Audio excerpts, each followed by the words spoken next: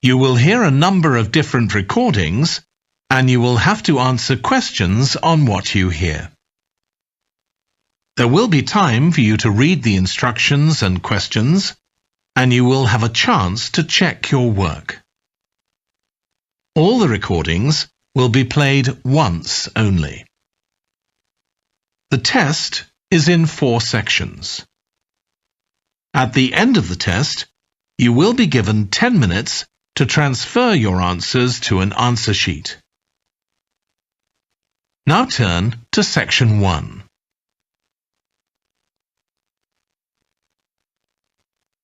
Section 1. You will hear a woman talking to a doctor at a clinic about a medical problem. First, you have some time to look at questions 1 to 4.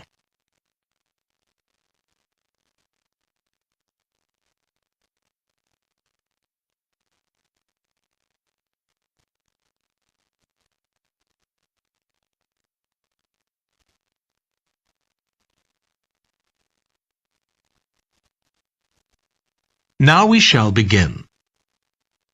You should answer the questions as you listen, because you will not hear the recording a second time. Listen carefully and answer questions 1 to 4. Hi, come and take a seat. Thank you. My name's Carl Rogers and I'm one of the doctors here at the Total Health Clinic. So I understand this is your first visit to the clinic. Yes, it is.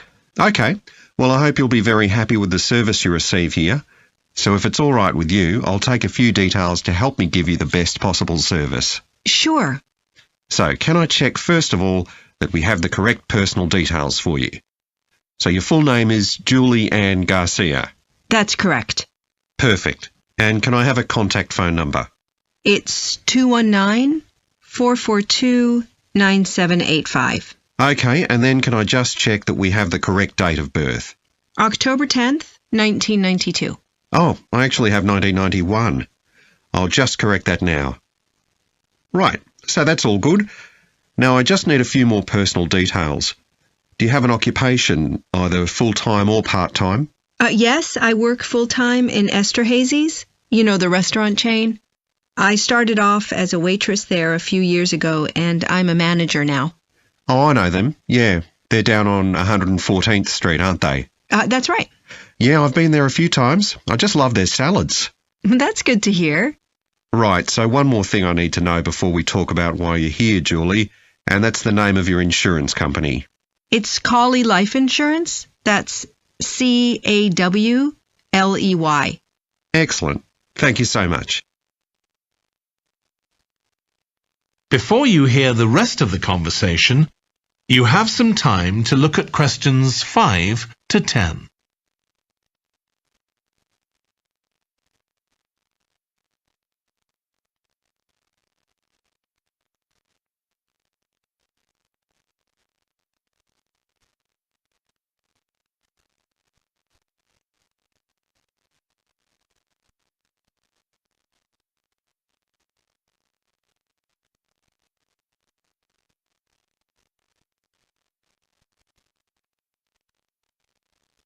Now listen and answer questions 5 to 10.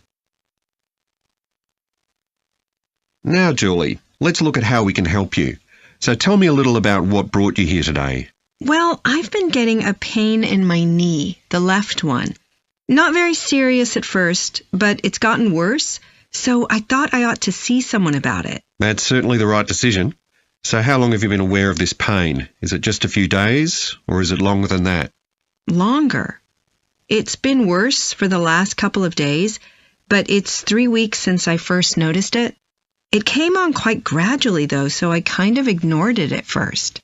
And have you taken any medication yourself or treated it in any way? Yeah, I've been taking medication to deal with the pain, Tylenol, and that works okay for a few hours, but I don't like to keep taking it.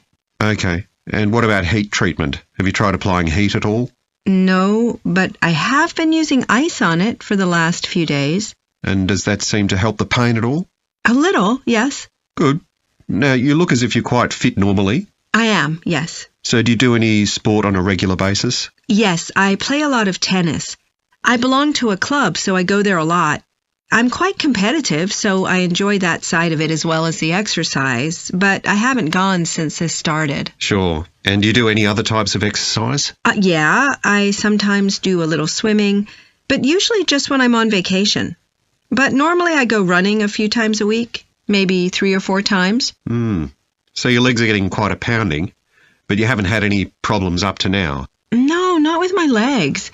I did have an accident last year when I slipped and hurt my shoulder, but that's better now. Excellent. And do you have any allergies? No, none that I'm aware of. And do you take any medication on a regular basis? Well, I take vitamins, but that's all. I'm generally very healthy. Okay. Well, let's have a closer look and see what might be causing this problem. If you can just get up. That is the end of section 1. You now have half a minute to check your answers.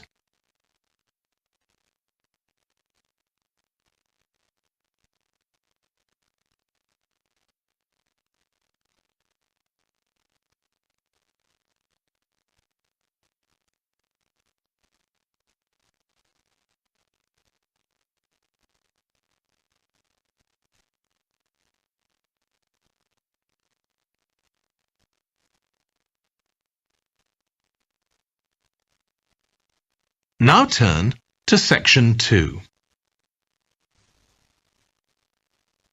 Section 2.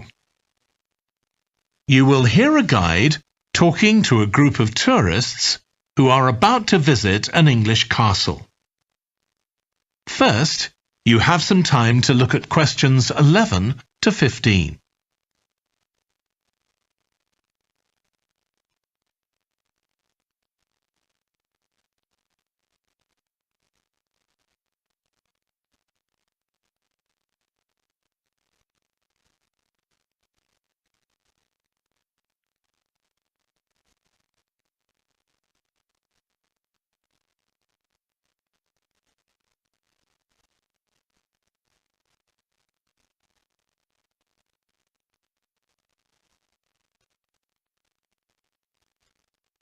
Now listen carefully and answer questions 11 to 15. We'll be arriving at Branley Castle in about 5 minutes. But before we get there, I'll give you a little information about the castle and what our visit will include. So, in fact, there's been a castle on this site for over 1100 years. The first building was a fort constructed in 914 AD for defence against Danish invaders by King Alfred the Great's daughter, who ruled England at the time. In the following century, after the Normans conquered England, the land was given to a nobleman called Richard de Vere, and he built a castle there that stayed in the de Vere family for over 400 years. However, when Queen Elizabeth I announced that she was going to visit the castle in 1576, it was beginning to look a bit run down. And it was decided that rather than repair the guest rooms, they'd make a new house for her, out of wood, next to the main hall. She stayed there for 4 nights, and apparently it was very luxurious. But, unfortunately, it was destroyed a few years later by fire. In the 17th century, the castle belonged to the wealthy Fennis family, who enlarged it and made it more comfortable. However, by 1982, the Fennis family could no longer afford to maintain the castle, even though they received government support, and they put it on the market. It was eventually taken over by a company who owned a number of amusement parks. But when we get there, I think you'll see that they've managed to retain the original atmosphere of the castle. When you go inside, you'll find that in the staterooms, there are lifelike moving wax models dressed in costumes of different periods in the past, which even carry on conversations together. As well as that, in every room, there are booklets giving information about what the room was used for and the history of the objects and furniture it contains. The castle park's quite extensive. At one time, sheep were kept there, and in the 19th century the owners had a little zoo with animals like rabbits and even a baby elephant. Nowadays, the old zoo buildings are used for public displays of paintings and sculpture. The park also has some beautiful trees, though the oldest of all, which dated back 800 years, was sadly blown down in 1987. Now, you're free to wander around on your own until 4:30, but then, at the end of our visit, we'll all meet together at the bottom of the Great Staircase. We'll then go on to the Long Gallery, where there's a wonderful collection of photographs showing the family who owned the castle 100 years ago having tea and cakes in the conservatory. And we'll then take you to the same place, where afternoon tea will be served to you. Before you hear the rest of the talk, you have some time to look at questions 16 to 20.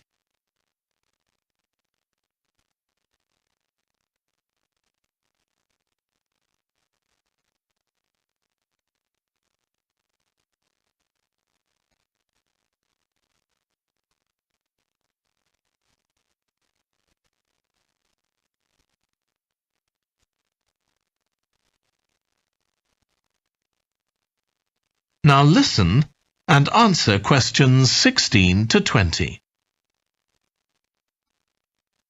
Now, if you can take a look at your plans, you'll see Branley Castle has 4 towers joined together by a high wall, with the river on 2 sides.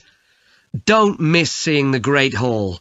That's near the river in the main tower, the biggest one, which was extended and redesigned in the 18th century.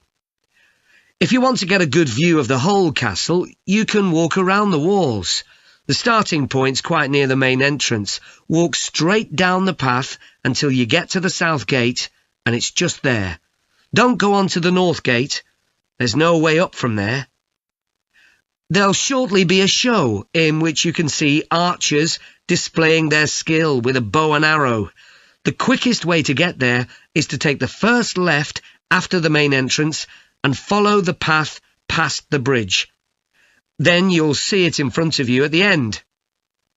If you like animals, there's also a display of hunting birds, falcons and eagles and so on. If you go from the main entrance in the direction of the south gate, but turn right before you get there instead of going through it, you'll see it on your right, past the first tower. At 3 p.m, there's a short performance of traditional dancing on the outdoor stage. That's right at the other side of the castle from the entrance and over the bridge. It's about 10 minutes walk or so. And finally, the shop. It's actually inside one of the towers, but the way in is from the outside. Just take the first left after the main entrance, go down the path and take the first right. It's got some lovely gifts and souvenirs. Right, so we're just arriving. That is the end of section 2. You now have half a minute to check your answers.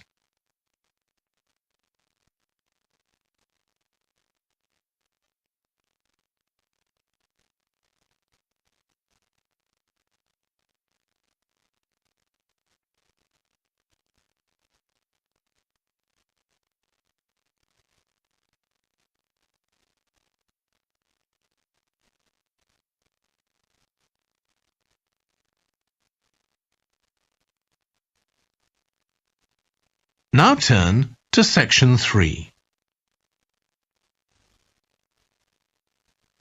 Section 3. You will hear 2 environmental science students, called Rosie and Martin, discussing their presentation on an extinct animal called the woolly mammoth with their tutor. First, you have some time to look at questions 21 to 24.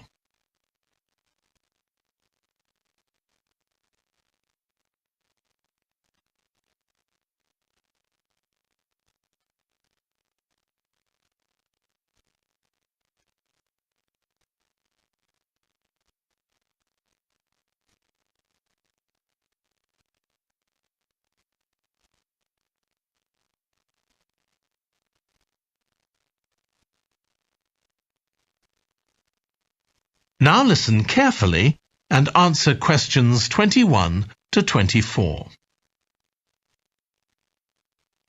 So, Rosie and Martin, let's look at what you've got for your presentation on woolly mammoths. OK, we've got a short outline here. Thanks. So, it's about a research project in North America.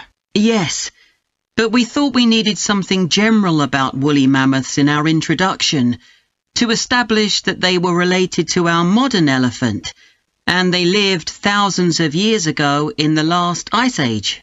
Maybe we could show a video clip of a cartoon about mammoths, but that'd be a bit childish. Or we could have a diagram. It could be a timeline to show when they lived, with illustrations. Or we could just show a drawing of them walking in the ice. No, let's go with your last suggestion. Good. Then you're describing the discovery of the mammoth tooth on St. Paul's Island in Alaska and why it was significant. Yes, the tooth was found by a man called Russell Graham. He picked it up from under a rock in a cave. He knew it was special. For a start, it was in really good condition, as if it had been just extracted from the animal's jawbone. Anyway, they found it was 6,500 years old. So why was that significant? Well, the mammoth bones previously found on the North American mainland were much less recent than that, so this was really amazing. Then we're making an animated diagram to show the geography of the area in prehistoric times. So, originally, St. Paul's Island wasn't an island. It was connected to the mainland, and mammoths and other animals, like bears, were able to roam around the whole area. Then the climate warmed up and the sea level began to rise, and the island got cut off from the mainland. So those mammoths on the island couldn't escape. They had to stay on the island. And in fact, the species survived there for thousands of years after they'd become extinct on the mainland. So why do you think they died out on the mainland? No one's sure. Anyway, next we'll explain how Graham and his team identified the date when the mammoths became extinct on the island. They concluded that the extinction happened 5,600 years ago, which is a very precise time for a prehistoric extinction. It's based on samples they took from mud at the bottom of a lake on the island. They analysed it to find out what had fallen in over time. Bits of plants, volcanic ash, and even DNA from the mammoths themselves. It's standard procedure, but it took nearly 2 years to do. Before you hear the rest of the discussion, you have some time to look at questions 25 to 30.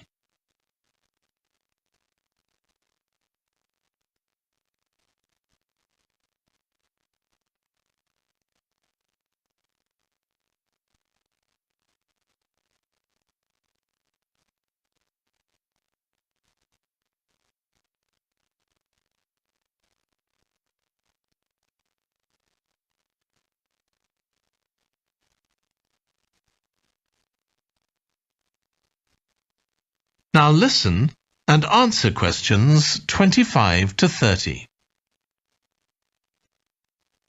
So why don't you quickly go through the main sections of your presentation and discuss what actions needed for each part?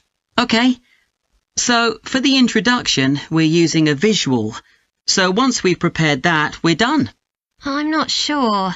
I think we need to write down all the ideas we want to include here, not just rely on memory. How we begin the presentation is so important. You're right. The discovery of the mammoth tooth is probably the most dramatic part, but we don't have that much information, only what we got from the online article. I thought maybe we could get in touch with the researcher who led the team and ask him to tell us a bit more. Great idea. What about the section with the initial questions asked by the researchers? We've got a lot on that, but we need to make it interesting. We could ask the audience to suggest some questions about it, and then see how many of them we can answer. I don't think it would take too long. Yes, that would add a bit of variety. Then the section on further research carried out on the island, analysing the mud in the lake. I wonder if we've actually got too much information here. Should we cut some? I don't think so, but it's all a bit muddled at present. Yes, maybe it would be better if it followed a chronological pattern. I think so. The findings and possible explanations section is just about ready, but we need to practice it so we're sure it won't overrun. I think it should be okay, but yes, let's make sure. In the last section, relevance to the present day, you've got some good ideas, but this is where you need to move away from the ideas of others and give your own viewpoint. Okay, we'll think about that. Now, shall we show you some of the... That is the end of section 3. You now have half a minute to check your answers.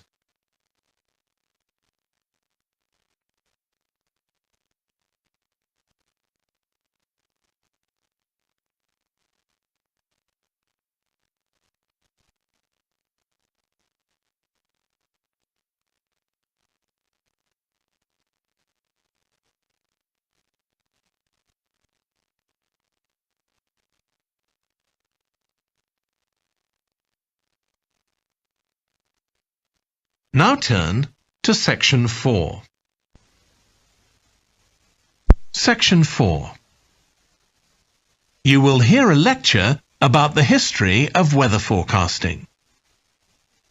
First, you have some time to look at questions 31 to 40.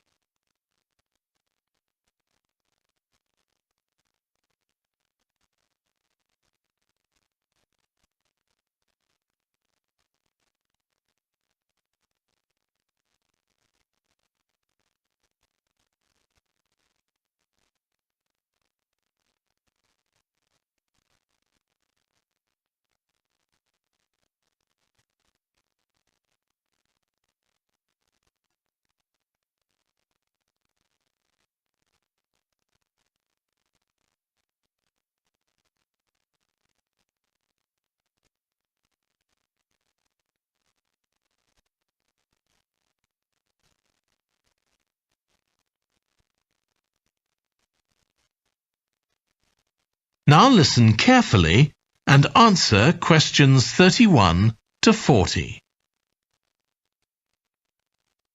In this series of lectures about the history of weather forecasting, I'll start by examining its early history. That'll be the subject of today's talk. Okay, so we'll start by going back thousands of years. Most ancient cultures had weather gods, and weather catastrophes, such as floods, played an important role in many creation myths. Generally, weather was attributed to the whims of the gods, as the wide range of weather gods in various cultures shows. For instance, there's the Egyptian sun god Ra, and Thor, the Norse god of thunder and lightning. Many ancient civilizations developed rites such as dances in order to make the weather gods look kindly on them. But the weather was of daily importance. Observing the skies and drawing the correct conclusions from these observations was really important. In fact, their survival depended on it. It isn't known when people first started to observe the skies, but at around 650 BC, the Babylonians produced the first short-range weather forecasts, based on their observations of clouds and other phenomena. The Chinese also recognized weather patterns, and by 300 BC, astronomers had developed a calendar which divided the year into 24 festivals, each associated with a different weather phenomenon. The ancient Greeks were the first to develop a more scientific approach to explaining the weather. The work of the philosopher and scientist Aristotle in the 4th century BC is especially noteworthy, as his ideas held sway for nearly 2,000 years. In 340 BC, he wrote a book in which he attempted to account for the formation of rain, clouds, wind, and storms. He also described celestial phenomena such as halos, that is, bright circles of light around the sun, the moon, and bright stars, and comets. Many of his observations were surprisingly accurate. For example, he believed that heat could cause water to evaporate, but he also jumped to quite a few wrong conclusions, such as that winds are breathed out by the earth. Errors like this were rectified from the Renaissance onwards.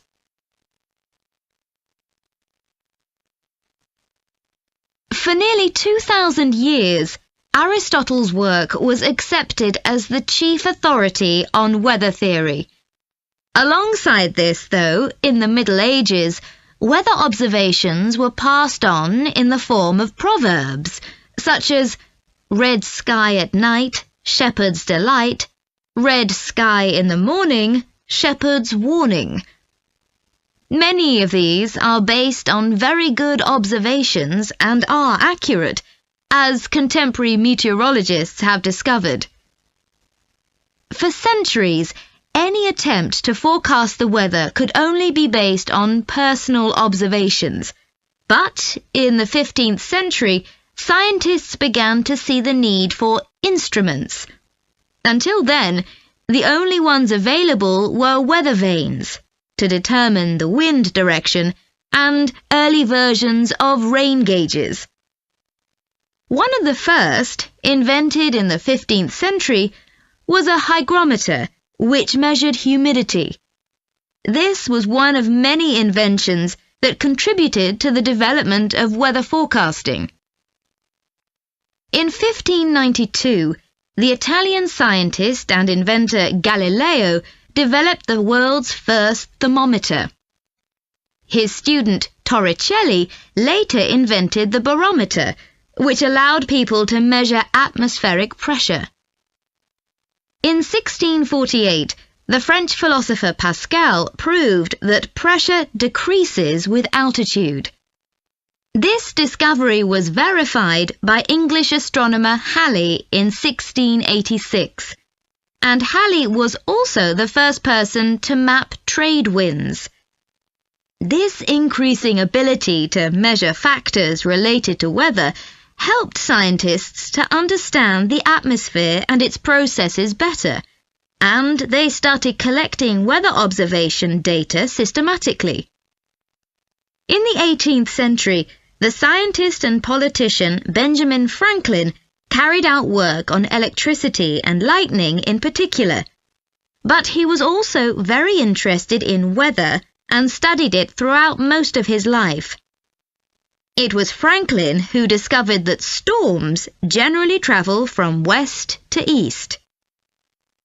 In addition to new meteorological instruments, other developments contributed to our understanding of the atmosphere. People in different locations began to keep records, and in the mid-19th century, the invention of the telegraph made it possible for these records to be collated. This led, by the end of the 19th century, to the first weather services. It was not until the early 20th century that mathematics and physics became part of meteorology, and we'll continue from that point next week. That is the end of section 4. You now have half a minute to check your answers. That is the end of the listening test. In the IELTS test, you would now have 10 minutes to transfer your answers to the answer sheet.